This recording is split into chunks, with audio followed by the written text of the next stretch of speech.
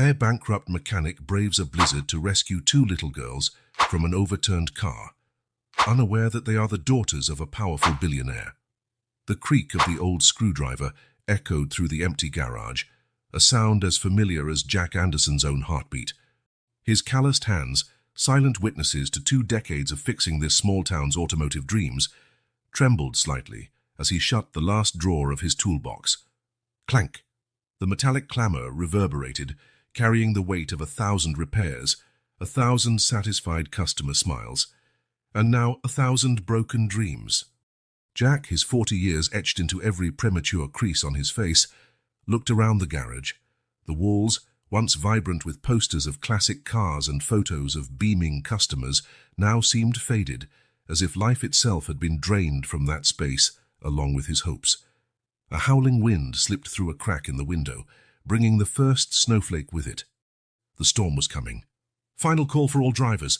The biggest blizzard in the last 30 years is on its way. I repeat, the biggest blizzard in 3 decades. Stay home, folks. The radio announcer's shrill voice cut through the garage's sepulchral silence. Jack frowned, his eyes instinctively darting to the crooked calendar on the wall. The dates scrawled in red seemed to shout at him. Late payment. Final notice. Eviction imminent. With a heavy sigh, Jack grabbed his worn coat from the rack. The fabric, patched so many times it was hard to tell the original color, draped over his shoulders like an old friend. Reaching into the pocket, his fingers brushed against a few crumpled bills. He pulled them out, counting slowly. 1, 2, 3, $43. Everything he had left. It'll have to be enough, he muttered to himself, his voice rough from days without conversation. As he closed the shop door, the squeak of the hinges sounded like a lament. Jack hesitated, his hand hovering over the lock. For a moment, he glimpsed a younger version of himself, brimming with hope and ambition, opening that same door for the first time. The contrast with the man he was now, weighed down by unspeakable losses, was too painful to bear. Click! The lock sealed more than just the door. It sealed a chapter of his life. Jack walked over to his 1995 Ford pickup, a roaming testament to his skill as a mechanic. The truck, which should have been scrapped years ago, still purred like a satisfied cat thanks to his expert hands. Once he settled into the driver's seat, his eyes were immediately drawn to the photo taped to the dashboard. Sarah, with her radiant smile, looked back at him.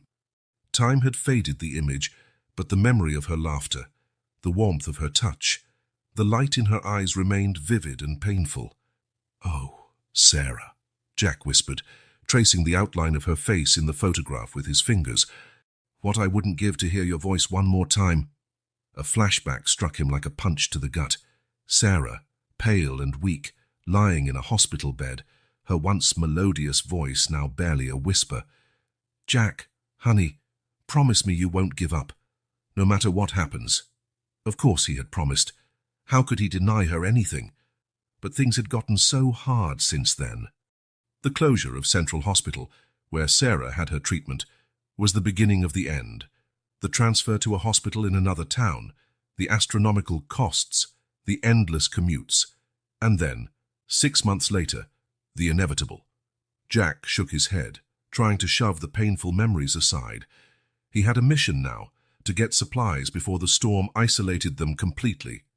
The pickup protested as he turned the key, coughing and sputtering before finally roaring to life. Jack patted the dashboard affectionately. "Come on, girl. One more adventure." The streets of the small town of Millbrook were almost deserted. A few stragglers dashed from store to store, arms loaded with provisions. The sky, a threatening grey, seemed to press down on the land, as though aiming to crush the town under its weight. Jack navigated carefully through increasingly slippery roads. Each turn brought a new memory. There was the park where he and Sarah used to picnic on Sundays. Further ahead, the flower shop where he bought daisies for her every Friday. And there, looming vacant and foreboding, stood the abandoned building that used to be Central Hospital. His heart clenched as he passed the hospital. The empty windows seemed to glare at him accusingly, as if asking, "Why didn't you do more? Why didn't you fight harder?" Jack looked away, focusing on the road ahead. He couldn't change the past, but maybe, just maybe, He could still do something about the future. The grocery store was chaos. People were shoving overloaded carts, arguing over cans of beans and toilet paper packs. Jack drifted through the aisles like a ghost, picking up only the essentials: a few cans of soup, a loaf of bread, candles. While standing in the checkout line, his gaze fell on a small box of chocolates. Sarah loved chocolates. On impulse, he grabbed it, adding it to his modest haul. "That'll be $41.75, sir," said the young cashier, her face a mask of exhaustion. Jack handed over the crumpled bills, receiving a few coins in return. He stared at them in his palm. $1.25. All that stood between him and total bankruptcy. Exiting the store, the biting wind hit him like a slap. Snow now fell heavily, turning the world into a white blur. Jack pulled his coat tighter, rushing to his pickup. Seated once again in the relative shelter of his old truck, Jack let out a trembling sigh. The weight of it all, the closed garage, unpaid bills, crushing loneliness, threatened to choke him.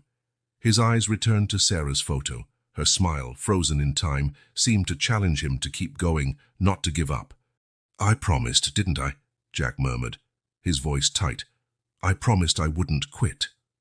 With renewed resolve, he started the engine. The pickup growled in response, as though sharing his determination. As he maneuvered through streets now nearly invisible under the snow, Jack made a silent vow, not just to Sarah but to himself. He would survive this storm, just like he'd survived all the other storms life had thrown at him. And maybe, just maybe, when the snow melted, he would find a new beginning. The radio crackled again, the announcer's voice almost drowned out by the howling wind. "Conditions worsening by the minute. Stay home, people of Millbrook." This could be the storm of the century.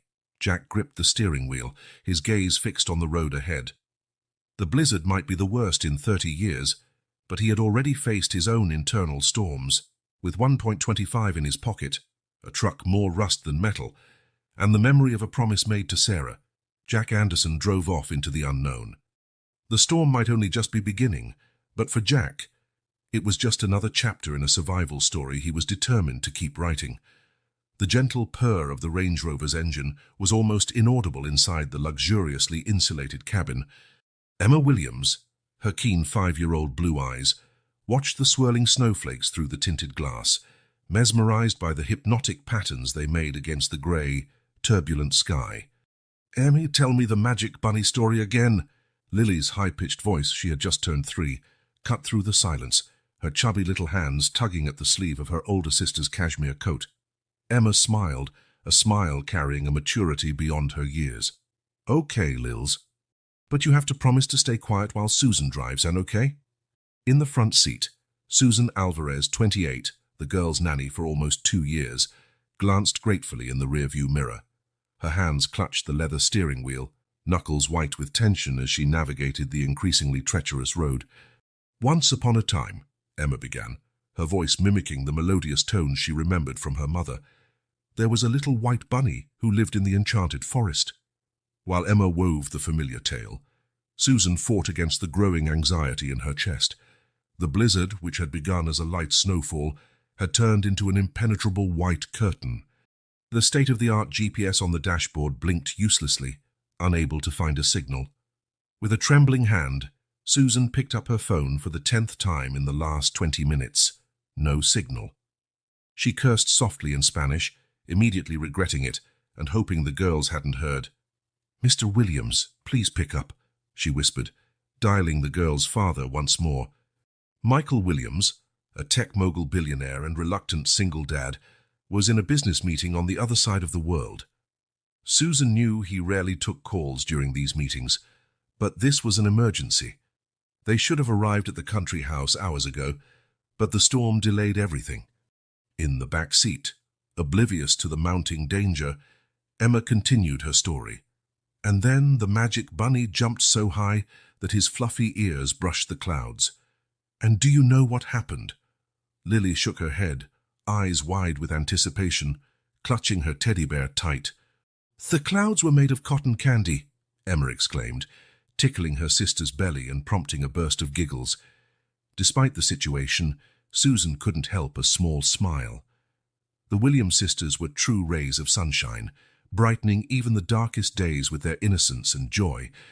Since Catherine Williams's death 2 years ago, they'd become even closer, with Emma instinctively taking on the role of protector for her younger sister. A sudden jolt made Susan's smile vanish. The Range Rover slid dangerously, and she fought to maintain control. The girls screamed more from excitement than fear, thinking it was part of some game. "It's okay, niñas," Susan assured them, her Spanish accent more pronounced under stress. "Just a small bump." But it wasn't okay. Visibility was almost zero, and traffic ahead was completely stalled. Impatient horns blared through the snowfall, adding to the stressful cacophony. That was when Susan made the decision that changed everything. "Girls, we're going on a little adventure," she announced, forcing a cheery tone into her voice. "We're taking a secret shortcut." Emma frowned, her sharp intuition picking up on the nanny's tension. "But Susan, Daddy always says not to leave the main route." Susan swallowed hard. Emma was right, of course. Michael Williams was a man of strict habits and rules. But what did he expect her to do? Remain stuck on the road for hours, possibly overnight during a record-breaking blizzard? "Sometimes, Emmy, we have to be brave and try new things," Susan explained, carefully maneuvering the SUV onto an exit almost hidden by snow. "It's like in the Magic Bunny story. He had to jump really high to discover the cotton candy clouds, right?" Emma nodded slowly, not entirely convinced, but willing to trust the adult in charge. The secondary road was even more perilous. Snow-laden trees bent menacingly over the path, their shadows creating ghostly shapes in the blinding whiteness. Susan reduced her speed, her eyes straining to distinguish road from ditch. In the back seat, Emma resumed telling stories to Lily, this time inventing new adventures for the Magic Bunny. Her gentle voice provided a surreal counterpoint to the winds howling outside, and the bunny found a secret cave made entirely of sparkling crystals. Once again, Susan tried her phone. Nothing. Panic began creeping into her chest. What if she had made a terrible mistake? What if... A sudden movement in the corner of her eye made her jerk the wheel. A deer, startled by the SUV's silent approach, leapt into the road. Susan slammed on the brakes, but it was too late. The world spun in slow motion, the girl's screams, the deafening crash, the sensation of falling. Then silence. When Susan regained consciousness, the first thing she noticed was the biting cold. The second was the soft crying coming from the back seat. "Emma, Lily," she called, her voice hoarse. "Susan?" Emma's shaky voice replied. "Lily's crying. I think she's hurt." Susan tried to move, but a sharp pain paralyzed her. Something warm and sticky trickled down her face. Blood, she realized with mounting horror. "Emma, sweetie," Susan said, struggling to keep her voice calm. "Can you see outside? Where are we?" A pause, the sound of movement. "It's all white, Susan," Emma replied, fear evident. We're upside down." Susan's heart sank. They had rolled over, most likely sliding into a ditch. The snow kept falling mercilessly, soon to bury the vehicle completely. "Emma, listen carefully," Susan instructed, feeling consciousness slip away again. "You need to be very brave now. Take care of Lily. Someone will find us." Her last words were swallowed by the darkness closing in on her. In the back seat, Emma clung to Lily, tears freezing on her cheeks. "Don't cry, Lils," she whispered, her voice trembling. "Remember what Mommy always said. Guardian angels are always watching over us. Someone will come, I promise." And so, the two little Williams sisters, lost in the vast whiteness, waited. For a miracle. For a guardian angel. For someone to save them from the raging storm around them. The wind howled like a ravenous beast, lashing Jack's pickup with relentless gusts of snow and ice. The windshield wipers fought a losing battle against the storm, barely managing to clear a slit of visibility before another wave of white obscured it again. Jack gripped the steering wheel so tight his fingers hurt, his eyes squinting to see any sign of the road ahead. The paper bag on the passenger seat, containing his meager groceries, a few cans of soup, a loaf of bread, and the chocolates he'd bought on a whim, seemed to mock him. Would he even live long enough to open one of those cans? Then it happened. A deafening boom cut through the storm's roar, so close and sudden that Jack instinctively slammed on the brakes. The pickup skidded wildly, spinning nearly 180 degrees before coming to a stop, the engine sputtering and dying. For a moment, Jack sat frozen, heart hammering against his ribs. What the hell was that? Lightning. An explosion. Shaking off the stupor, he tried starting the engine again. Nothing. "Come on, girl," he muttered, twisting the key repeatedly. "Don't fail me now." But the old Ford remained stubbornly silent. Cursing under his breath, Jack grabbed his flashlight from the glove compartment and, taking a deep breath, opened the truck door. The wind nearly knocked him off his feet, snow stinging his eyes and mouth. Blinking furiously, he raised the flashlight, its beam slicing through the white curtain. That was when he saw it, tracks in the snow. They weren't footprints, but rather deep grooves, as if something large and heavy had slid. Jack's stomach twisted. "Oh, no," he whispered. Ignoring the biting cold, he started following the tracks. Each step was a battle against the wind and deep snow. His former paramedic instincts screamed that something was terribly wrong. After what felt like an eternity, but was probably only a few minutes, Jack reached the edge of a steep embankment.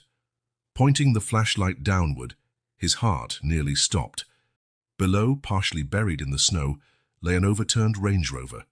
"Damn," Jack cursed, adrenaline surging through his veins. Without a second thought, he began descending, sliding and slipping down the treacherous slope.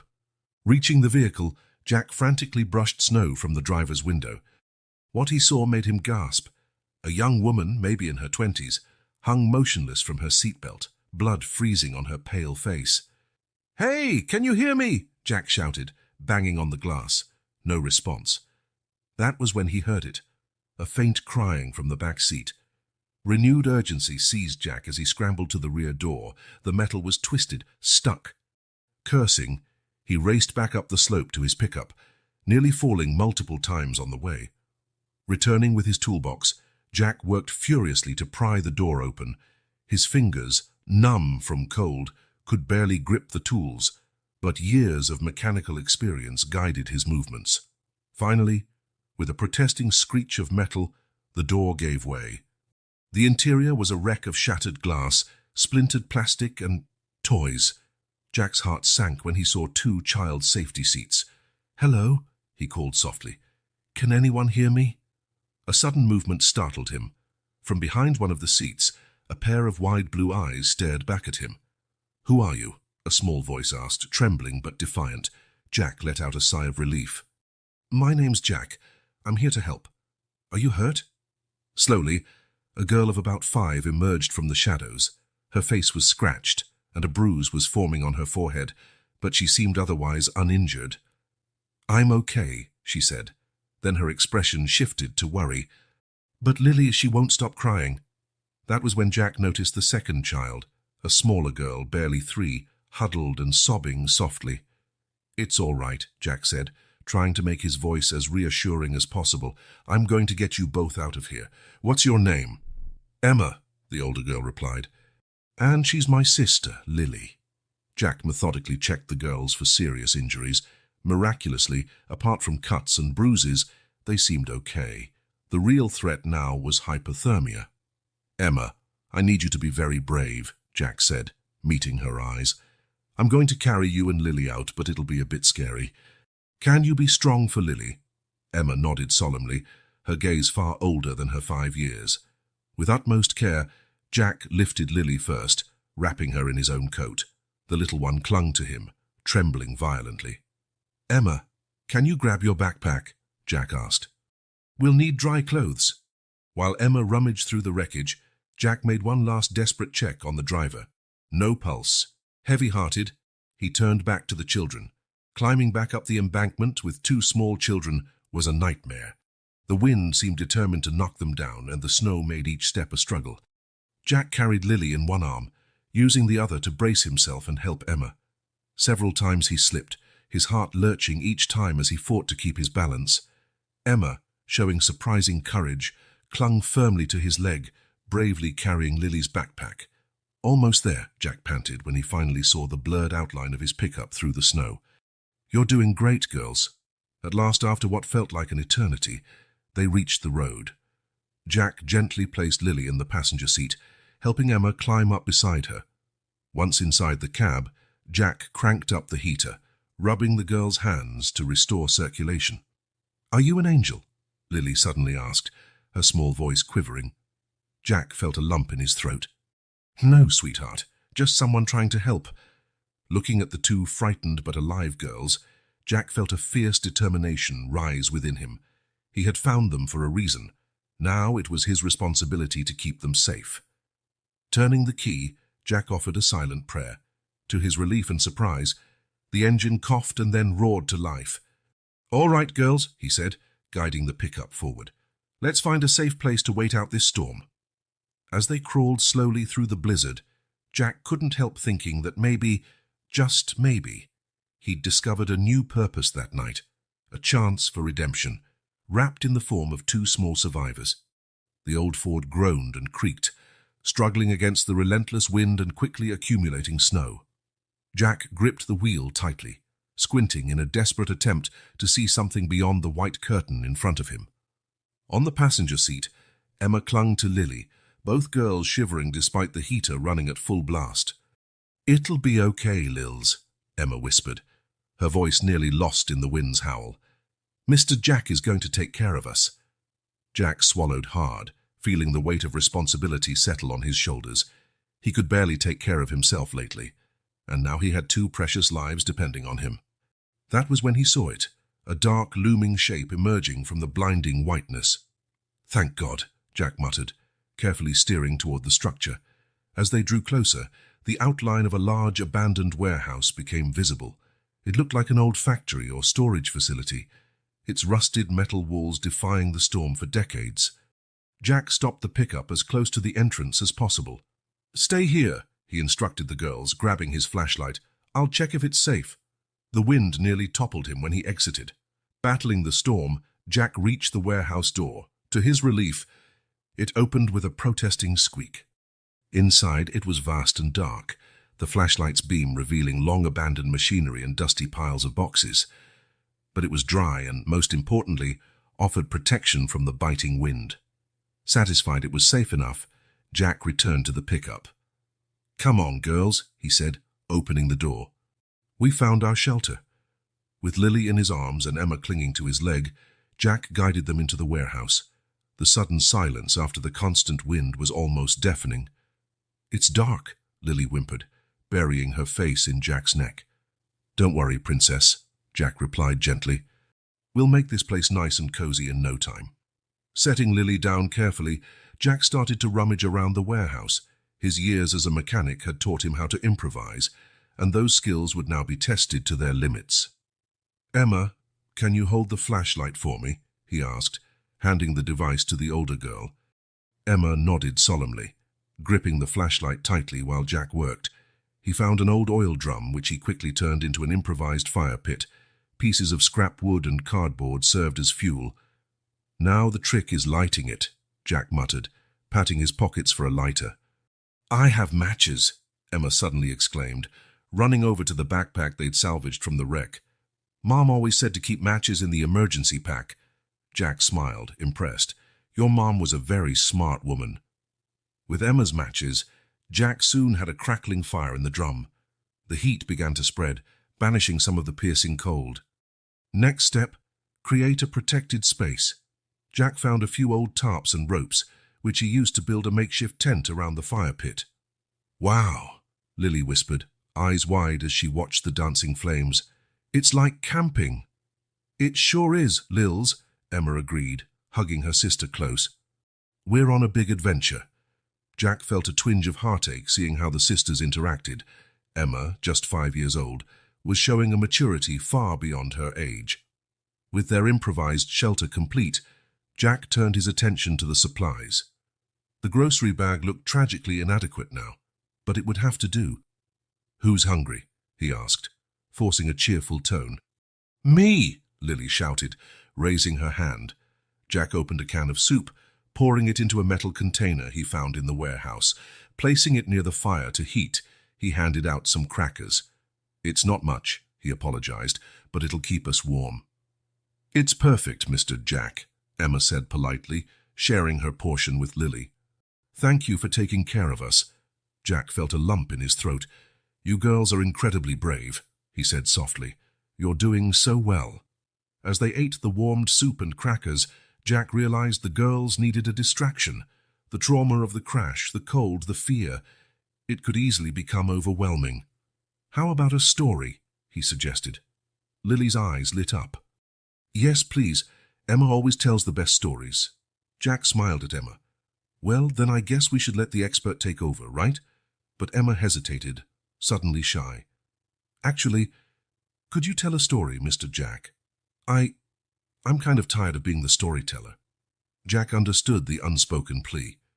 Emma needed to be just a child for a moment, not the caregiver. Of course, he replied gently. Let me think. Have you heard the story of the mechanic who fixed the moon? The girls shook their heads, eyes wide with curiosity, and so, as the storm raged outside, Jack spun a fantastical tale about an ordinary mechanic called upon for an extraordinary mission. He spoke of magical screwdrivers and engine oil that sparkled like stars, of lunar gears and craters that were actually giant loose bolts. The girls listened, captivated, their fears momentarily forgotten. Emma visibly relaxed, allowing herself to be a 5-year-old again. By the time the story ended, Lily was drifting off, curled against her sister. Emma struggled to keep her eyes open. Get some sleep, Jack said softly. I'll keep watch. Emma nodded sleepily. Thank you, Mr. Jack, she murmured. You're a great storyteller and a great guardian angel. As the girls slept, Jack fed the fire, his thoughts a jumble of worry and resolve. Outside, the storm still raged mercilessly. But here, in this small improvised haven, there was warmth, safety, and surprisingly a sense of purpose Jack hadn't felt in a long time. Gazing at the two small sleeping figures, Jack made a silent promise. He would protect them, no matter the cost. Somehow they would survive this storm together. The darkness of the warehouse was interrupted only by the soft glow of the embers in the makeshift fire pit. Jack, leaning against a rusted wall, fought against sleep. His eyes kept drooping, only to snap open seconds later. A sharp cry finally jolted him out of his half-conscious state. "Mommy! Mommy!" Lily thrashed in her sleep, tears rolling down her chubby cheeks. Emma was instantly alert, pulling her younger sister close. "Shh, Lils, it's okay," Emma whispered, her voice trembling slightly. "I'm here." Jack watched with a tightness in his chest as Emma began singing softly. It was a simple lullaby, one he vaguely recognized. "Twinkle, twinkle, little star, how I wonder what you are. Up above the world so high, like a diamond in the sky." Emma's voice, though young and slightly off-key, was filled with love and concern. Gradually, Lily's sobs subsided, and she drifted back into a calmer sleep. "That was Mommy's favorite song," Emma said quietly, noticing Jack's gaze. "She always sang it when we had nightmares." Jack moved closer, careful not to disturb Lily. "You take such good care of your sister, Emma," he said gently. "It must be hard sometimes." Emma shrugged, but Jack could see the burden weighing on her small shoulders. "Someone has to do it," she replied, sounding far older than 5. "Dad, he's always busy." Jack felt a surge of anger toward the girl's absent father. How could someone neglect children this precious? He kept his voice neutral.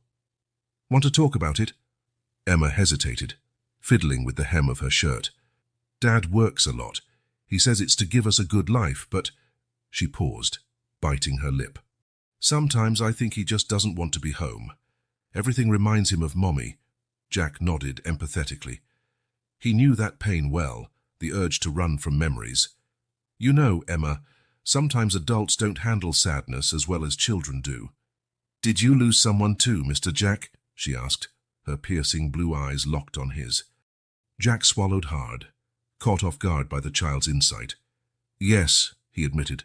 "My wife, Sarah, she passed away a few years ago."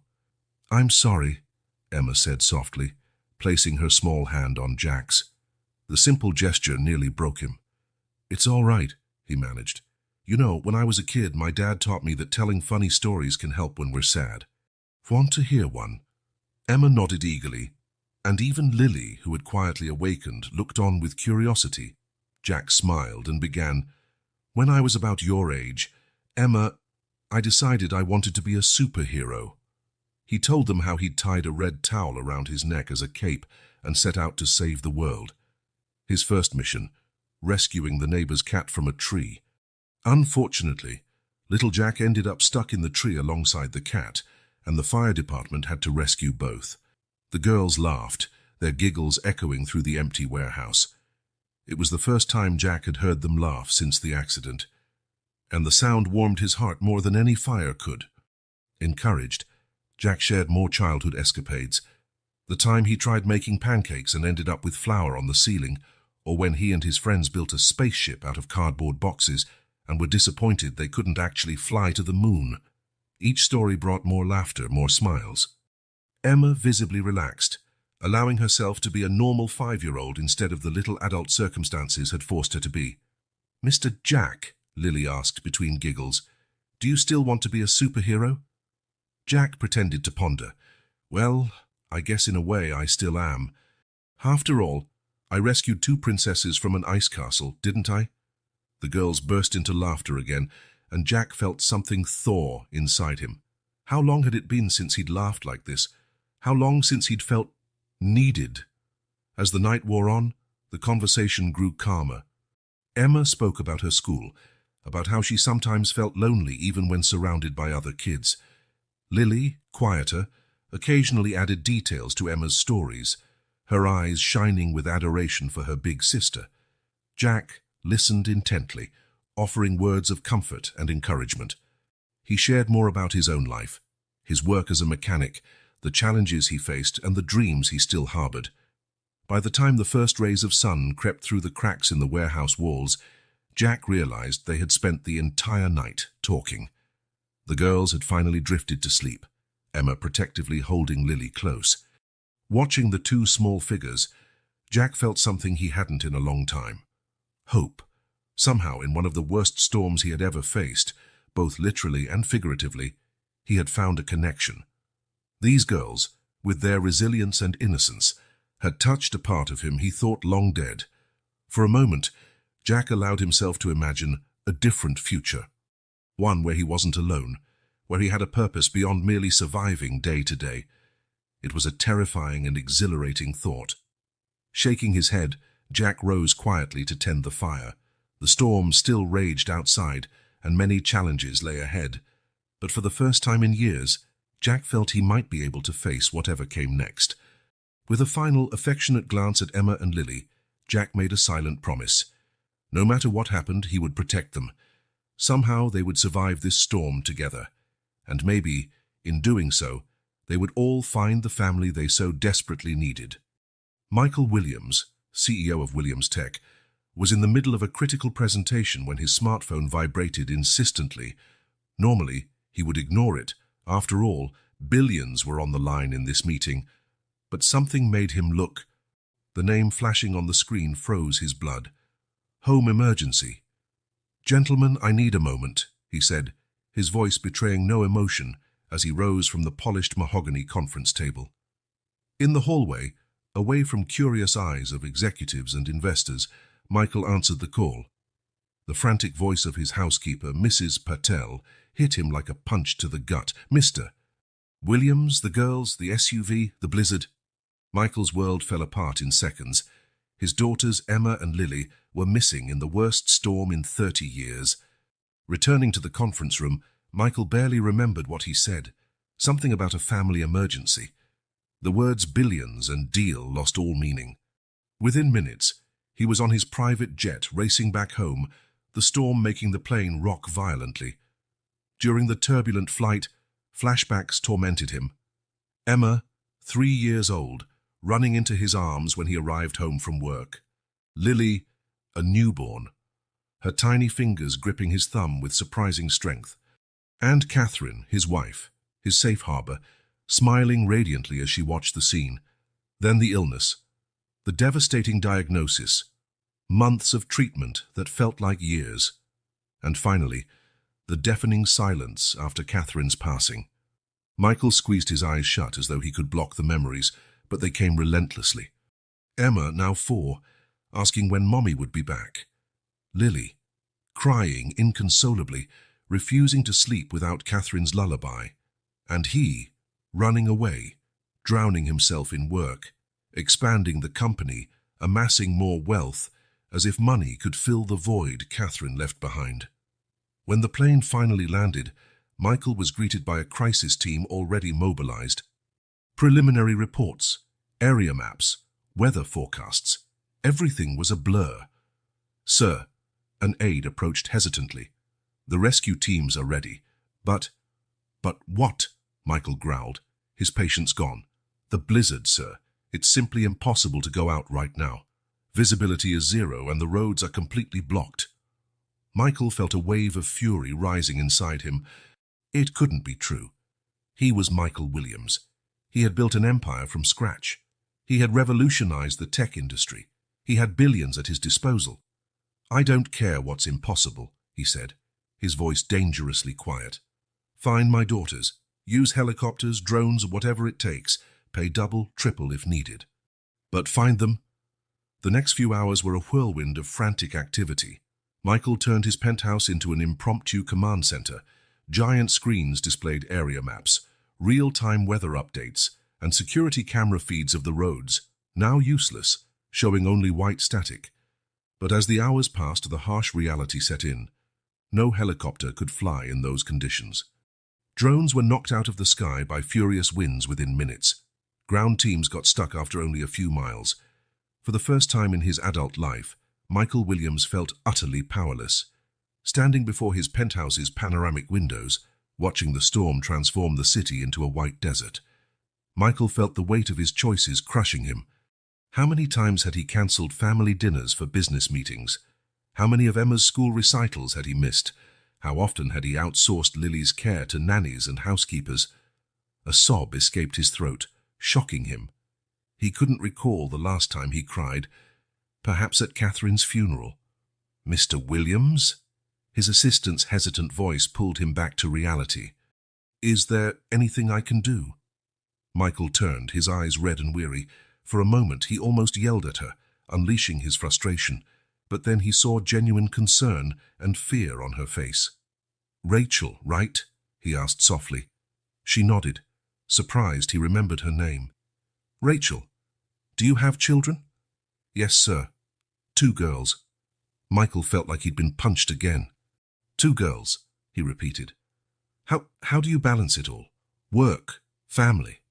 Rachel seemed briefly disconcerted by her usually distant boss's personal question. "It's not always easy, sir," she admitted. "But at the end of the day, they are my priority, always." Michael nodded slowly, the words hitting him like lightning. Priority. What had been his priority these past years? Turning back to the window, Michael pressed his forehead against the cold glass. "Emma," he whispered. "Lily, Daddy's so sorry. So sorry." For a moment, he imagined he could see through the blizzard, pinpointing his missing daughters by sheer force of will. But the storm raged on, indifferent to his power or wealth. "Rachel," he said finally, voice raw, "cancel all my engagements for the next few weeks, and bring me every file we have on the old Central Hospital, the one we closed 2 years ago." Rachel looked puzzled but nodded. "Yes, sir." "Anything else?" Michael stared once more at the furious storm. "Yes. Pray that my girls are safe, and that I'll have a chance to fix my mistakes." As Rachel quietly left, Michael Williams, the tech titan, the ruthless billionaire, fell to his knees. For the first time in years, he prayed, not for profits or acquisitions, but for something infinitely more precious, for a second chance with his daughters, for redemption. Outside, the blizzard kept howling, a cruel reminder that some forces lie beyond even the most powerful man's control. And somewhere, lost in the vast whiteness, 2 little girls were waiting for a rescue that seemed impossible. Morning of the second day in the abandoned warehouse brought a cruel clarity. The storm still raged outside, its howling wind a constant reminder of the peril they were in. Jack awoke with a start, momentarily disoriented by the unfamiliar surroundings. "Mr. Jack," Emma's gentle voice brought him back to reality. "Lily's hungry."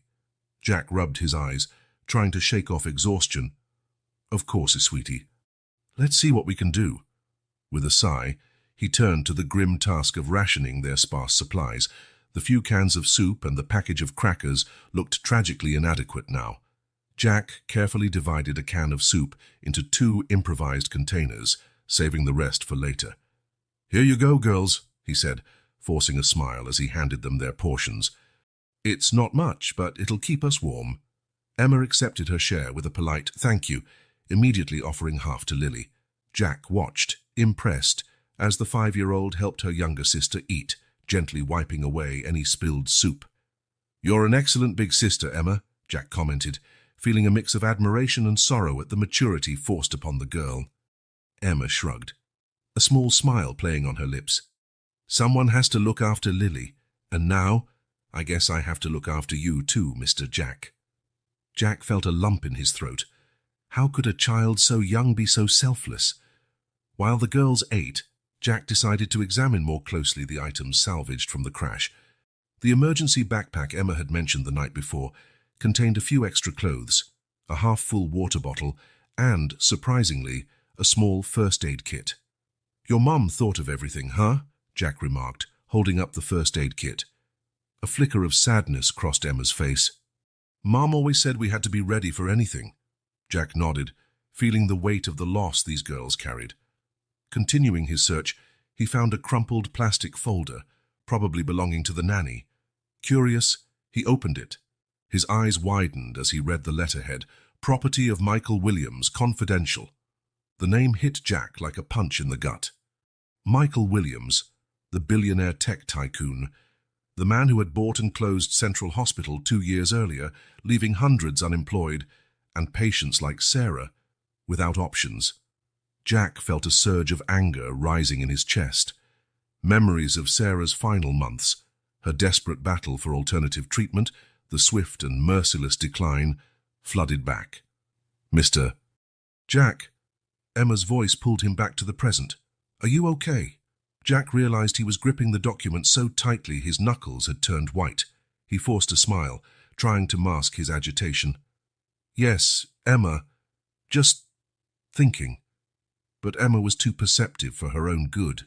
She stepped closer, her blue eyes full of concern. "You look sad. Is it because of my dad?" Jack swallowed hard. How could he explain to a child that her father had indirectly contributed to his wife's death? That part of him wanted to scream with rage, while another part knew these innocent girls bore no blame for their father's actions. "Emma," Jack began slowly, choosing his words carefully. "Sometimes the decisions adults make have consequences they never intended. Your dad, well, he made some choices that affected a lot of people." Emma nodded solemnly. "Daddy always says tough decisions are part of business, but—" She hesitated, biting her lip. "Sometimes I think he forgets that decisions also affect people." The wisdom in her words caught Jack by surprise. He felt his anger lessen, replaced by a complex swirl of emotions. "You're very smart, Emma," Jack said softly. "And you're right. Sometimes people forget about the impact of what they do." Lily, who had been quietly playing with bits of paper, chose that moment to come over. She looked at Jack with large brown eyes, then at Emma, clearly sensing the tension. "Mr. Jack sad?" she asked innocently. Before Jack could reply, Emma acted. She went to her backpack and pulled out a small, well-loved brown teddy bear. "Here, Mr. Jack," Emma said, holding out the bear. "This is Mr. Snuggles. He always makes me feel better when I'm sad. You can have him for a while." Jack felt tears burn his eyes. The simple, pure gesture, offering her most precious belonging to comfort him, moved him deeply. How could he hold on to any resentment when faced with such kindness? "Thank you, Emma," he managed, his voice thick with emotion. "That means a lot to me." Not wanting to be left out, Lily approached and wrapped her arms around Jack's leg in a clumsy hug. "Don't be sad, Mr. Jack. We like you." In that moment, looking at the 2 little girls fate had placed in his care, Jack felt something shift inside him. The anger and bitterness he'd carried for so long began to melt, replaced by a fierce determination to protect these children no matter what. "I like you both very much too," Jack said, pulling them into a hug. "And I promise I'll take care of you, whatever happens." Throughout the day, Jack watched Emma and Lily play, share stories, and laugh despite their difficult circumstances. Their resilience was inspiring. Jack knew they still faced many challenges: the meager supplies, the unrelenting cold, and an uncertain future. But looking at the girls, he felt something he hadn't in years: hope. With Mr. Snuggles clutched against his chest, Jack made a silent vow. He would get them home safely, whatever it took, and perhaps, in the process, he might find his own path to healing and forgiveness. The third day in the warehouse dawned cold and bleak. Jack woke up with a sharp pain in his back, the result of sleeping on the hard floor. Next to him, Emma and Lily still slept, curled against each other like kittens seeking warmth. While searching for more wood for the fire, Jack spotted it: an old shortwave radio, nearly hidden under a dusty pile of boxes. "Please," he murmured, picking up the device carefully as though it were made of glass. "Please let this work." The next few hours were a race against time and obsolete technology. Jack disassembled the radio, cleaning away decades of dust and corrosion. His hands, used to fixing engines, now worked delicately with tiny wires and fragile circuits. Emma woke up in the middle of this process, her sleepy eyes widening at Jack's intense concentration. "Mr. Jack," she called softly. "What's that?" Jack looked up, a tired smile on his face. "This, Emma, might be our salvation. It's a radio. If we can fix it, we can call for help." Emma's eyes sparkled with renewed hope. "Can I help?" "Of course you can," Jack replied. "I actually need an assistant, someone smart and brave. Do you know anyone like that?" Emma giggled, her laughter echoing in the empty space. "Me! I can be your assistant." And so, while Lily continued sleeping, Emma became Jack's official helper. She held an improvised lantern, made from an empty can and a piece of candle, handed him tools, and most importantly, kept Jack's spirits high with her curious questions and keen observations. "Mr. Jack," Emma asked after a while, "how did you learn to fix things?" Jack smiled, remembering simpler times. "My dad taught me. He said understanding how things work is the first step to fixing what's broken. Not just machines, but everything in life." Emma nodded thoughtfully. "Like broken hearts?" Jack paused, surprised by the depth of her question. "Yes, Emma. Exactly like broken hearts."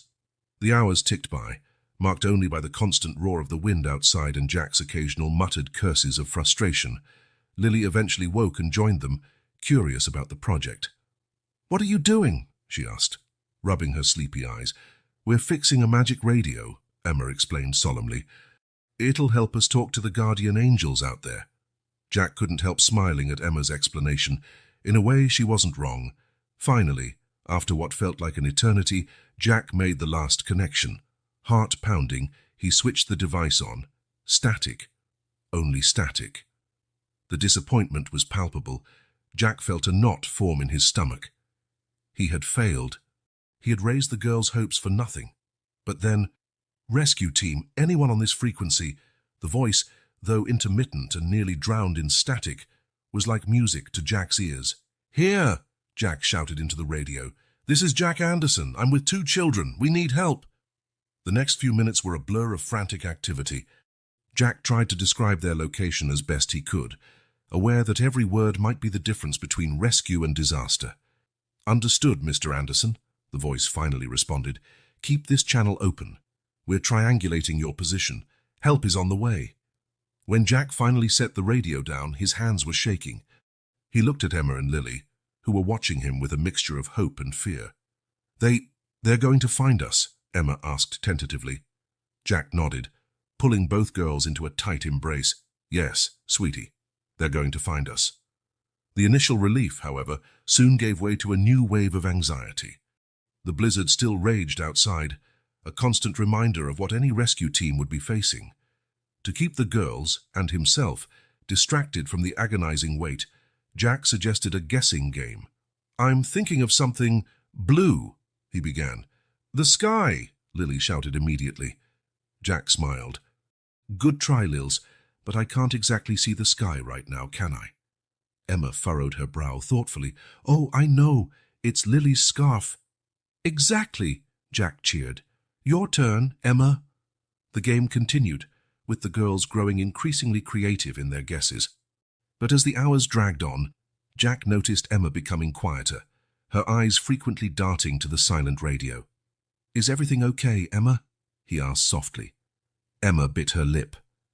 Mr. Jack, what if they can't find us? The question hung in the air, heavy and frightening. Jack knew he had to be honest but also reassuring. Emma, he began gently, remember when we were fixing the radio? It seemed impossible at first, but we didn't give up. Life works like that. Sometimes it feels hard, but we have to keep trying. Emma nodded slowly.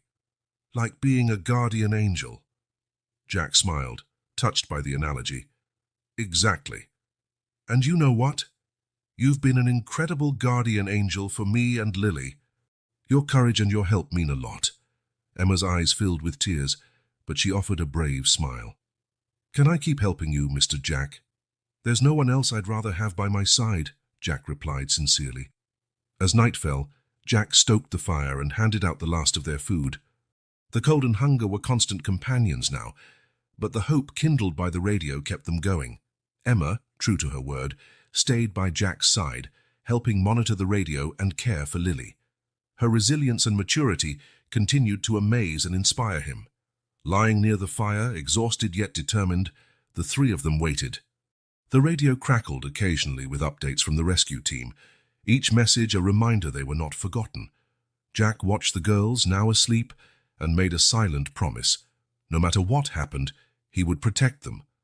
Together, they would survive this storm. Outside, the blizzard raged on, but inside that warehouse, buoyed by an old radio and a little girl's courage, the flame of hope burned brighter than ever. The improvised command center in Michael Williams's penthouse pulsed with frenetic energy. Giant screens covered the walls, displaying weather maps, camera feeds, and real-time search data. The air was thick with tension and the strong scent of coffee. Michael, sporting deep circles under his eyes and an unshaven face, stood at the center of the storm. His gaze darted from screen to screen, absorbing information, making snap decisions, issuing orders in rapid-fire succession. "What's the status of the helicopters?" he asked, his voice rough from exhaustion.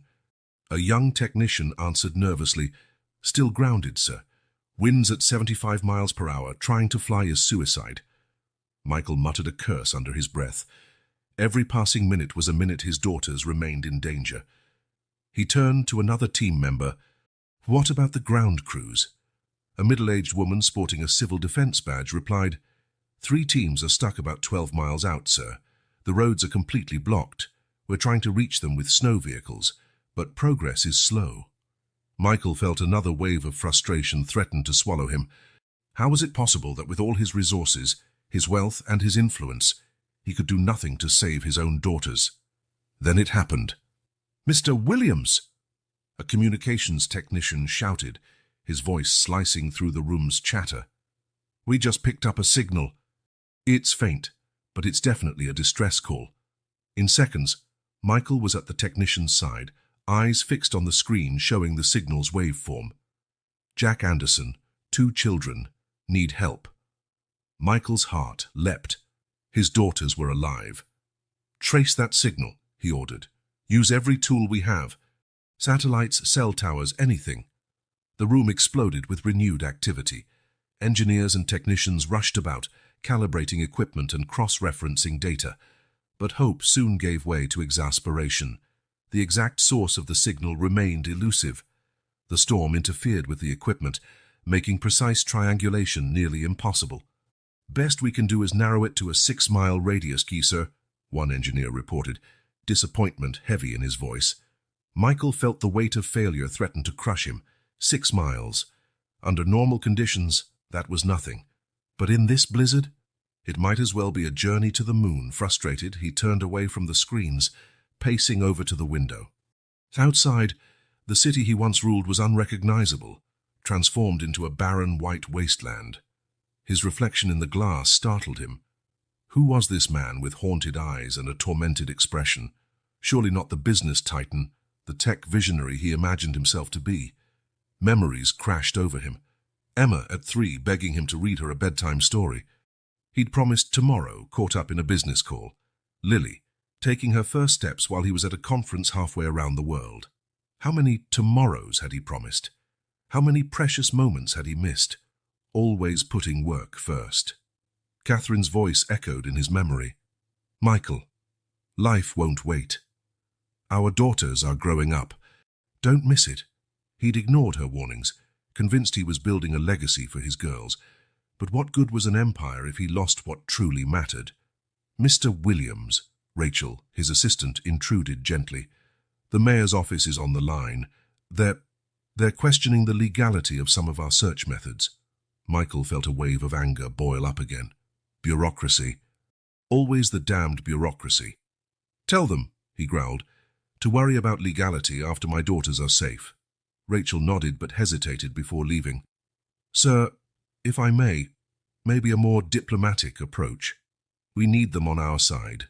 Michael paused, surprised by the bold suggestion. In another life, he might have fired an employee for daring to question him. But now, he sighed, running a hand over his tired face. You're right, Rachel. Thank you. Please set up a video conference with them. We'll work it out together. As Rachel left to make the arrangements, Michael refocused on the screens. Jack's radio signal had become intermittent, each moment of silence torture. Hang on, girls, he muttered. Daddy's coming. The following hours were an emotional roller coaster. Small progress was quickly undone by fresh setbacks. It seemed nature itself was determined to thwart every effort. Late into the night, exhausted and desperate, Michael found himself alone in the command center. The screens flickered quietly, a constant reminder of the battle he was waging. His eyes fell on a photo of Emma and Lily, smiling on a sunny day at the park. Catherine had taken it just weeks before her diagnosis. Michael picked up the photo, gently tracing his daughters' faces. I'm sorry, he whispered. I'm sorry for not being there, for missing so much. But I promise, if I get a second chance, I'll make things right. In that moment, as if the universe answered his plea, one of the radios crackled to life. Base, this is Alpha Team. We believe we've located the signal's source. We're closing in now. Michael's heart soared. This was it. The moment that could change everything. Copy that, Alpha Team, he responded, his voice trembling slightly. Proceed with caution. And thank you. As the rescue team pushed forward through the storm, Michael Williams stood at the window, gazing outside. The first rays of dawn were beginning to pierce the clouds, as though nature itself was finally relenting. A new determination filled him. No matter what happened next, he would be a different man, a different father, the kind of person his daughters deserved. The storm might have devastated his city and shaken his world, but it had also given him something priceless: clarity. And with clarity came a silent promise to Emma and Lily. Their dad was coming home, in every sense of the word. The third day dawned with a deceptive stillness. Outside, the storm seemed to have lessened, but the penetrating cold remained a constant reminder of the danger lurking. Jack awoke with a knot in his stomach, not just from hunger, but from worry. Their supplies were nearly gone. As he tried to rekindle the dying fire, a low, pained sound caught his attention. It was Lily, curled beside Emma, her little body visibly trembling. Emma, Jack called softly. Is Lily all right? Emma, already awake and alert, looked at him with wide, fearful eyes. Mr. Jack, she's really warm. She won't stop shaking. Jack's heart sank. Carefully, he approached and touched Lily's forehead. It was burning hot. Damn, he muttered, trying to stay calm for Emma's sake. Looks like our little warrior has a fever. Will she be okay? Emma's voice trembled, betraying her fear. Jack forced a confident smile. Sure she will. We'll take care of her, right? We're a team, remember? Emma nodded resolutely, instantly slipping into the role of helper. Jack racked his brain, recalling his paramedic days. A fever in a young child could be dangerous, especially in these conditions. Emma, I need you to be my special assistant again, Jack said, keeping his voice calm. "Can you grab some clean snow from outside?" While Emma headed off on her mission, Jack examined Lily more closely. Her breathing was a bit labored, and her cheeks were flushed. He swore under his breath, wishing he had a thermometer or any proper medical equipment. Emma returned quickly with a handful of clean snow. Jack praised her, then used a clean piece of cloth from the girl's backpack to create a cold compress. "This will help bring down her temperature," he explained to Emma, as he gently placed the compress on Lily's forehead. "We'll need to keep an eye on her and change it regularly." The hours that followed were a constant struggle. Jack and Emma took turns switching the compress, trying to coax Lily to sip small amounts of melted snow water. The younger girl alternated between restless sleep and soft whimpers, calling for her mother. "Mommy," Lily moaned at one point, eyes half open and unfocused. "I want Mommy." Emma, showing remarkable strength, held her sister's hand. "Mommy can't come right now, Lils, but I'm here, and Mr. Jack too. We'll take care of you." Jack felt a lump in his throat, once again awed by Emma's maturity and compassion. As the day wore on, a new problem arose. The makeshift heater Jack had rigged with the oil drum started to fail. The already intense cold became almost unbearable. Jack knew they needed heat, especially with Lily sick, but options were limited. Then his eyes fell on the radio. It was a wrenching decision. The radio was their communication lifeline, their best hope for rescue, but the batteries... "Emma," Jack called quietly, "I have to make a tough call. What do you think is more important right now? Trying to talk to people out there or keeping Lily warm?" Emma looked from her shivering sister to the radio, then back at Jack. Her eyes showed a comprehension far beyond her years. "We need to take care of Lily first, right?" Jack nodded, pride and sadness filling him at Emma's forced maturity. "Exactly. Sometimes we have to make hard choices to protect the ones we love." With a heavy sigh, Jack began dismantling the radio. Every piece he removed felt like it weighed a ton in his hands. But the sight of Lily's flushed face and trembling form reinforced his resolve. Using the radio's batteries and some wiring, Jack managed to cobble together a small electric heater. It wasn't much, but it made a noticeable difference in the temperature around Lily.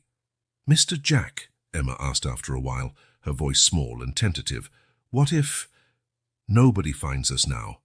Jack pulled Emma close, keeping one hand on Lily's forehead. "Emma, remember when we fixed that radio? It seemed impossible at first, but we didn't give up. That's how life goes. Sometimes it feels hopeless, but we have to keep going and believing." Emma leaned her head against his shoulder, like being a guardian angel. "Exactly," Jack smiled, feeling a surge of affection for this extraordinary child. "And you've been the best guardian angel anyone could ask for." The hours crawled by. Jack and Emma kept their vigil, swapping out compresses and murmuring soothing words, fighting off exhaustion and fear. By evening, Jack noticed with relief that Lily's fever seemed to be subsiding. Her breathing was more regular, and the violent trembling had eased. "I think she's getting better," Jack whispered to Emma, who was struggling to keep her eyes open. "Really?" Emma asked, a tired but hopeful smile brightening her face. "Yes," Jack confirmed. "You've been amazing, Emma. Now get some rest. I'll keep an eye on Lily." Emma reluctantly snuggled up next to her sister, still holding Lily's hand as she drifted off. Jack watched the two of them, feeling a mix of exhaustion and determination. They had overcome yet another hurdle, but he knew their ordeal wasn't over. Supplies were practically gone, the cold was relentless, and now, without the radio, they were utterly isolated. Yet, looking at Emma and Lily, Jack felt his resolve renew. He would protect them no matter the cost. Somehow they would survive this ordeal. Outside, the storm finally seemed to be dying down. Jack had no idea what tomorrow would bring, but for the first time in a long while, he allowed himself a glimmer of hope. Maybe, just maybe, help was closer than they imagined. The specially equipped snow vehicles roared forward, their engines almost drowned out by the fierce wind. The rescue team, seasoned men and women experienced in extreme conditions, advanced slowly across the endless white. Each yard won was a victory over nature's fury. Back in the makeshift command center, Michael Williams paced anxiously, his eyes glued to the screens displaying the rescue team's painfully slow progress. Every minute felt like an eternity, the weight of guilt and fear threatening to overwhelm him. "Sir," one of the coordinators approached nervously, "the team is doing all they can, but the conditions—" Michael cut him off sharply. "I don't care. They need to go faster. My daughters are out there." Silence followed, broken only by the steady beeping of equipment. Michael scanned the exhausted yet worried faces of his team. He knew he was being irrational, that everyone was giving their all, but his helplessness was driving him mad. Then he made a decision. "Get a vehicle ready for me. I'm joining the search." The room exploded in protests. "Mr. Williams, it's too dangerous. We can't risk your safety too. Please reconsider." But Michael was resolute. "I've sat here long enough. Those are my daughters out there. I'm going." At the abandoned warehouse, tension was just as high. Jack stared at the last crumbs of food with thinly veiled despair. He had rationed to the extreme, but now there was nothing left. "Mr. Jack," Emma's weak voice interrupted his dark thoughts. "Lily's hungry." Jack forced a smile, hiding his own hunger and worry. "How about a story while we look for something to eat?" Emma nodded, though her eyes showed she understood more than she let on. Jack sat between the girls, pulling them close. The warmth of their small bodies was comforting in the warehouse's bitter chill. "Once upon a time," he began, voice calm despite the inner turmoil, "there was a tiny seed planted in the hardest, coldest soil you could imagine." As Jack spun his tale of perseverance and hope, he kept a close watch on the girls. Lily, still weak from the fever but clearly better, listened with wide eyes. Emma, though exhausted, never left her sister's side, constantly adjusting the makeshift blanket around them. And even when everyone thought it was impossible, the little seed kept growing, pushing through the frozen earth, reaching for the sun. Jack paused, overcome by a coughing fit he struggled to contain. The cold and hunger were taking their toll on him. "Mr. Jack?" Emma asked, voice laced with concern. "Are you okay?" Jack nodded, forcing another smile. "I'm fine, sweetie. Just a bit tired. Now, where were we? Oh, right." He continued the story, determined to keep the girls' spirits up, even as his own hope wavered. With each word of courage and optimism, Jack tried to convince not only the girls but also himself that help was coming. Time crawled by. Jack alternated between storytelling, checking Lily's temperature, and tending to the waning fire with dwindling resources. Emma, showing surprising strength, never left her sister's side, helping Jack in every task, no matter how small. "Emma," Jack said gently during a quiet moment, "you've been amazing. Your sister is very lucky to have you." Emma offered a faint smile, her exhaustion evident. "Mommy always said we had to look out for each other, especially when things are hard." Jack felt a pang in his chest. The maturity and compassion of this child never ceased to amaze him. Your mother was a very wise woman. As evening descended, Jack could feel his own strength waning. The cold, hunger, and constant stress had worn him down. But looking at Emma and Lily, he found a reservoir of resolve he didn't know he had. "Okay, girls," he said, summoning the last of his energy. "How about one more story before bed? This time, about a brave knight and two fearless princesses who faced the coldest winter ever." While Jack spun his improvised tale, part of him prayed silently, prayed that rescue would come soon, that the girls would survive this ordeal, that he would have enough strength to protect them until then. Unknown to them, the rescue team pressed forward tirelessly through the blizzard, now led by a desperate father determined to find his daughters. The race against time continued, innocent lives hanging in the balance. The wind's howl subsided to a whisper, as though nature herself held her breath. Through the white horizon, a dark, imposing shape emerged. The abandoned warehouse. Michael Williams, his face etched with cold and determination, was the first to leap from the snow vehicle. His eyes, bloodshot from exhaustion and pent-up emotion, frantically scanned the structure for any sign of life. "Emma!" "Lily!" he shouted, his voice hoarse, echoing across the white expanse. The ensuing silence was deafening.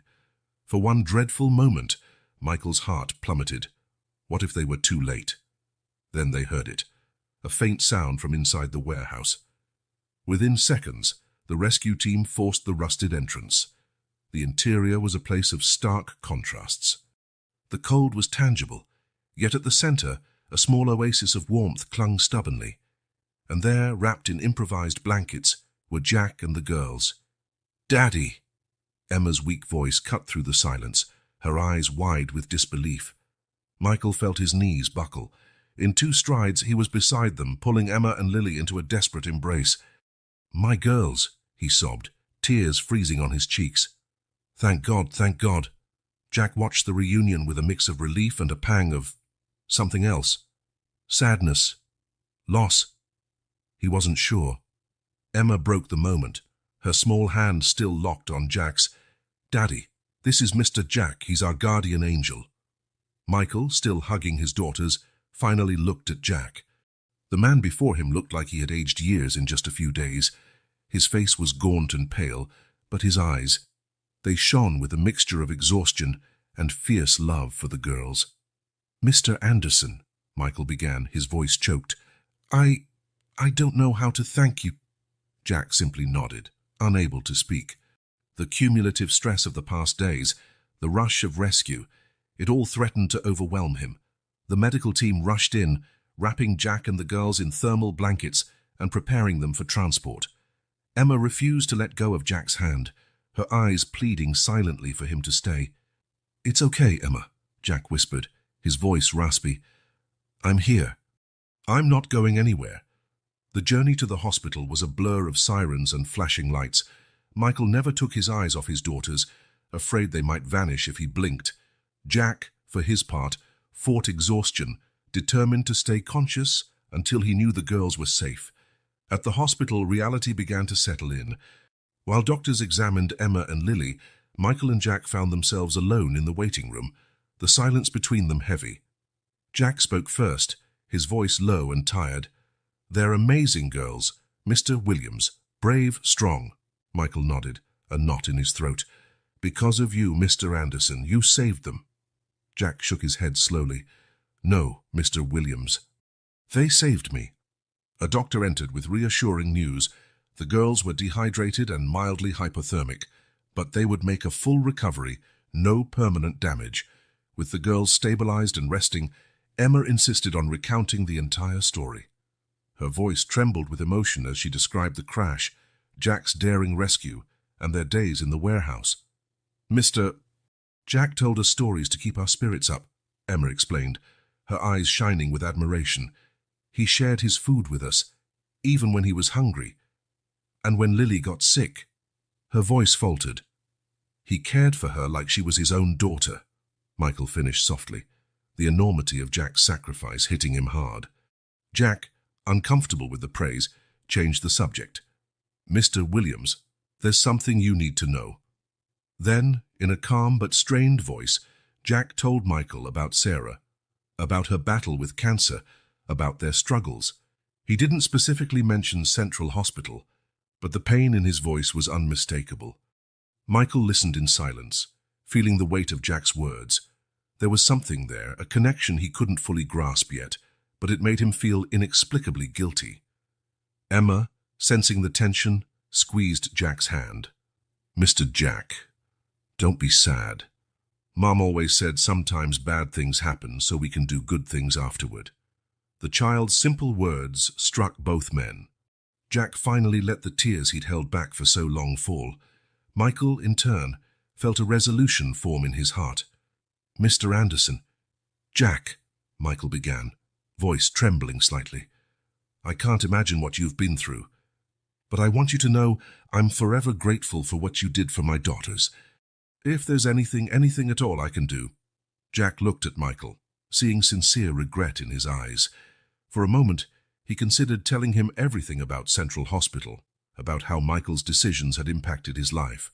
But looking at Emma and Lily, at the hope in their eyes, he decided that conversation could wait. "Just take good care of them," Jack finally said. "They're special." Michael nodded solemnly. "I promise, and Jack, you'll always be welcome in our lives. You're family now." Emma, overhearing, beamed. "See, Mr. Jack, I told you you were our guardian angel. Now you're our guardian angel forever." The girl's words brought tired but genuine smiles to both men's faces. Outside, the blizzard had finally ceased, giving way to the first rays of sunlight. It was as if nature itself was signaling the start of a new chapter, a journey just beginning. While the girls finally slept, safe at last, Jack and Michael remained at their bedside, silent protectors.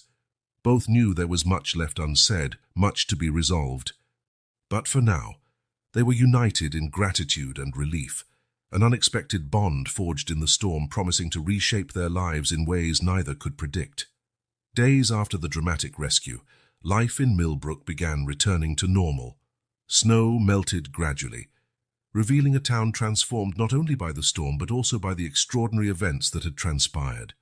Jack Anderson was back at his garage, trying to resume his routine, when he received an unexpected call.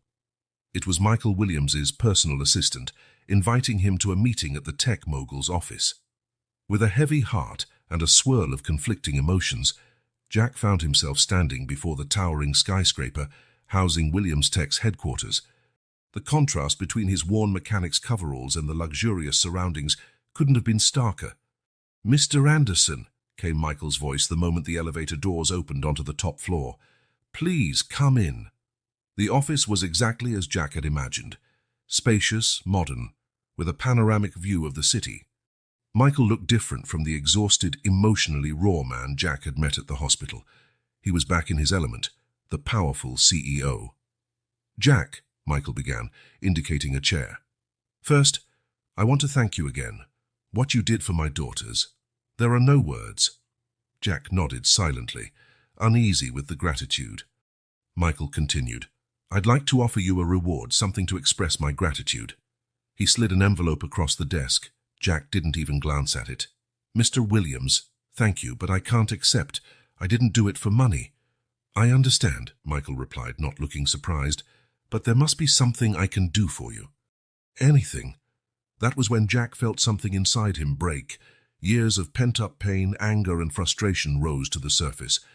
"There is something you can do, Mr. Williams," Jack said, his voice low but intense.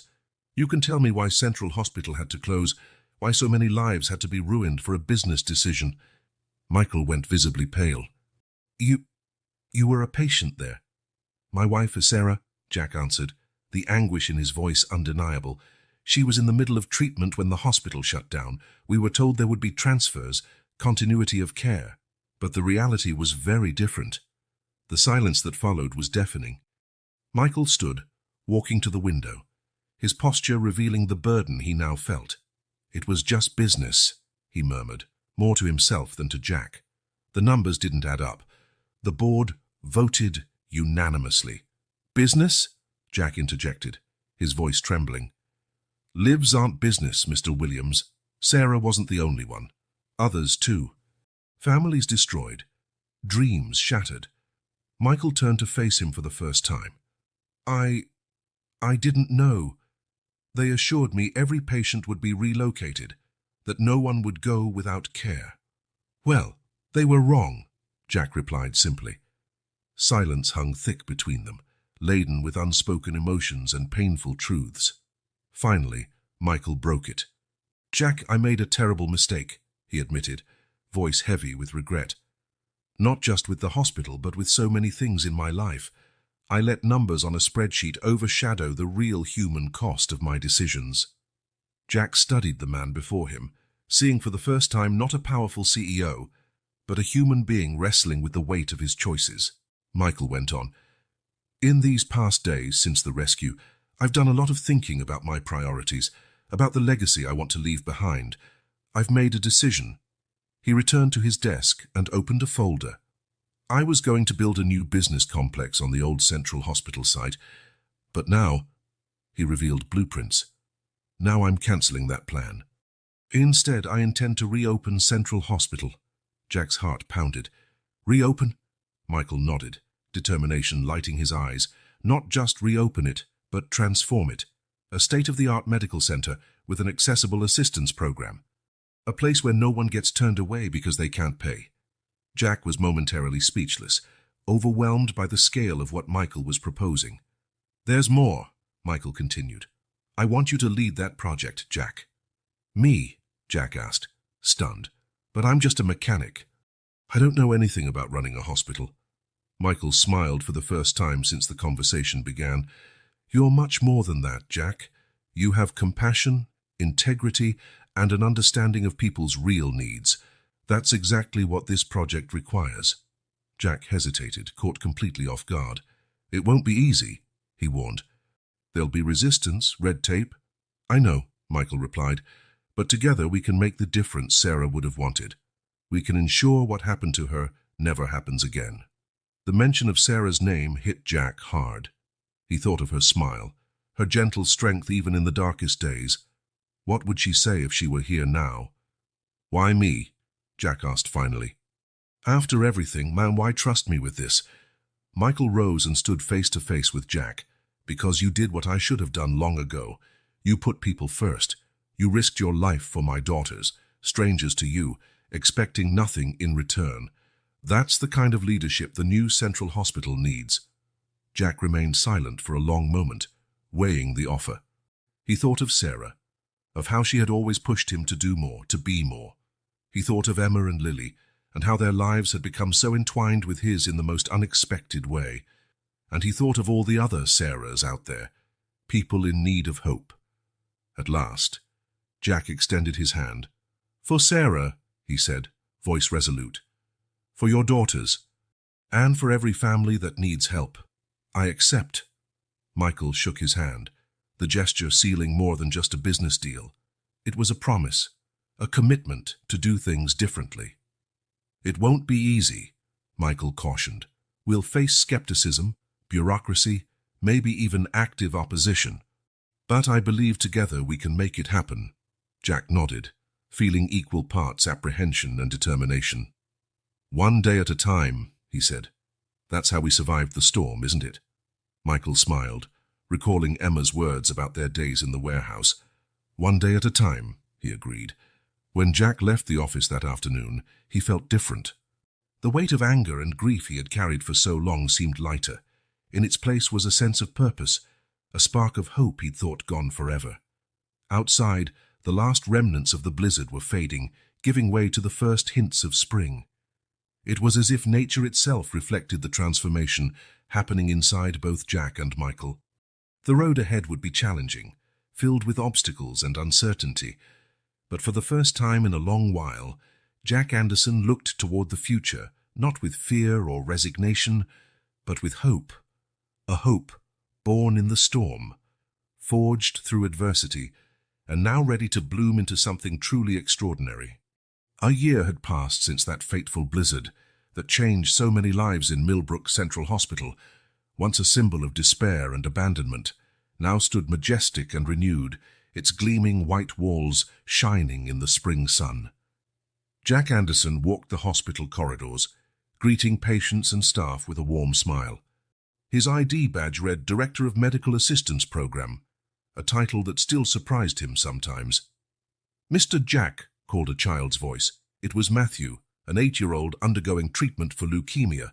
"Look what I drew." Jack knelt down, admiring the colorful drawing of a superhero. "That's awesome, Matthew. Is that you after you get better?" The boy nodded enthusiastically. "And you're in it too, see? You're my helper." With a tightness in his throat, Jack hugged the child. Moments like this reminded him daily why he'd taken on this challenge. Across town, at Williams Tech headquarters, Michael Williams was wrapping up a crucial video conference. As soon as the call ended, he glanced at the clock, a smile lighting his face. It was time to pick up the girls from school. "Rachel," he called to his assistant, "cancel my afternoon appointments. I have an important date with 2 young ladies." Rachel smiled, well accustomed to her boss's new routine. "Of course, Mr. Williams. Enjoy your time with Emma and Lily." On the way to school, Michael reflected on how much his life had changed. The workaholic who'd once obsessed over profit was now a present father and a more conscientious leader. It hadn't been easy, but every one of his daughter's smiles reminded him he was on the right path. Outside the school, Emma, now 6, waited at the door, holding Lily's hand protectively. Lily was 4. "Daddy!" they shouted in unison, running into his arms. "My princesses," Michael said, enveloping them in a tight hug. "Ready for our special afternoon?" The girls nodded eagerly. It was the day of their weekly visit to Central Hospital, a tradition established in recent months. At the hospital, Jack greeted the Williams family with a broad smile. Emma ran up to him for a hug. "Mr. Jack, we brought new books to read to the kids."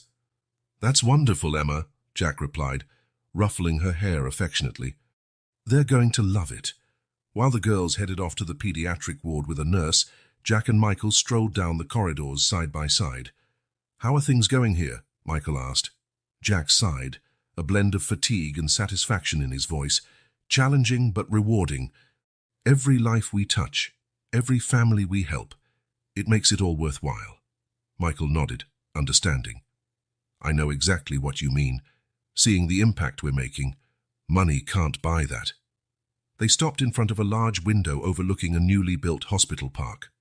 Children played there, recovering patients took their first post-surgery steps, and families found solace in the middle of difficult battles. "You know," Jack began, voice low and thoughtful, "there were times after losing Sarah that I thought I'd never find purpose again. And then that blizzard." Michael placed a hand on Jack's shoulder. "Sometimes life's storms blow us exactly where we need to be." Jack smiled, recalling the words he'd once told Emma during those warehouse days. "One day at a time, right?" "One day at a time," Michael echoed. The sound of children's laughter caught their attention. Emma and Lily had finished their visit and were now playing in the park, their cheerful voices piercing the mild spring air. "How about an impromptu picnic?" Michael suggested.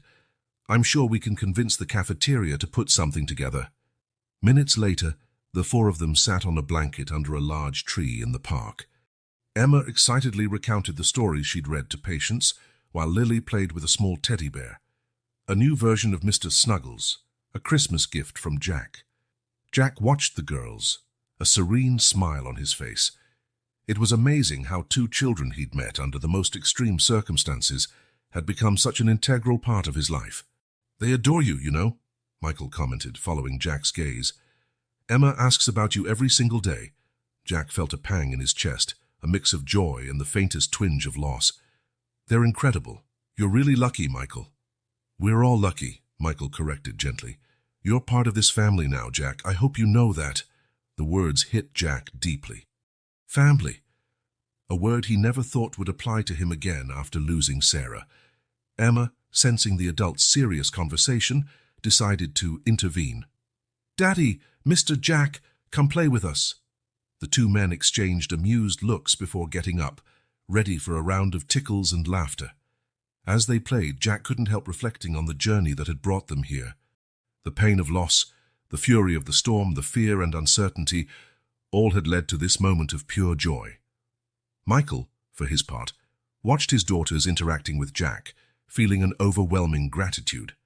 This man, once just a statistic on a spreadsheet, had become a cornerstone in their lives. As the sun began to set, painting the sky orange and pink, the four of them sat on the blanket, tired but content. "Mr. Jack," Lily asked, her voice growing sleepy, "are you going to stay with us forever?"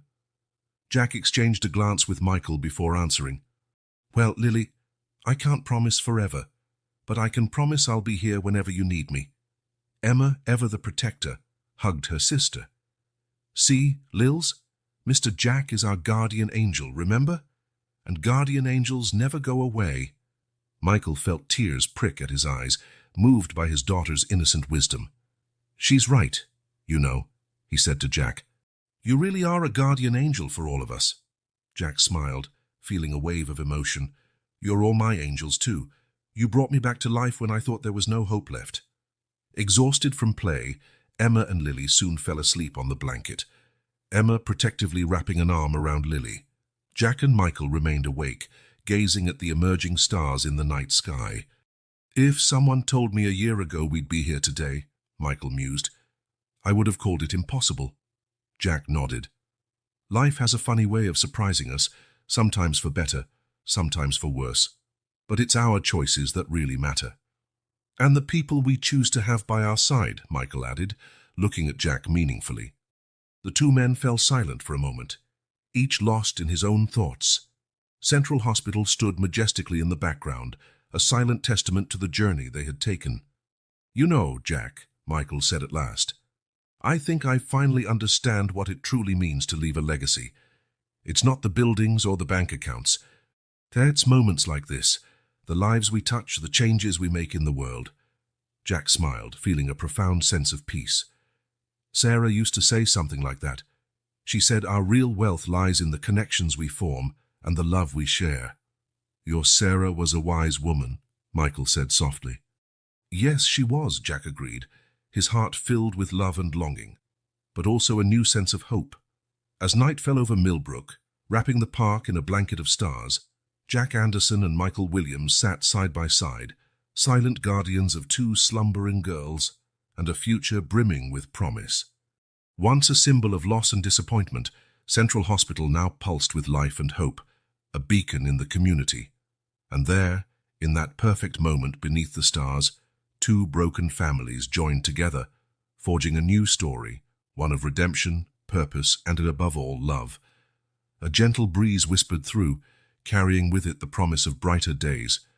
And for the first time in a long while, both Jack and Michael felt they were exactly where they needed to be, ready to face whatever storms the future might bring, together.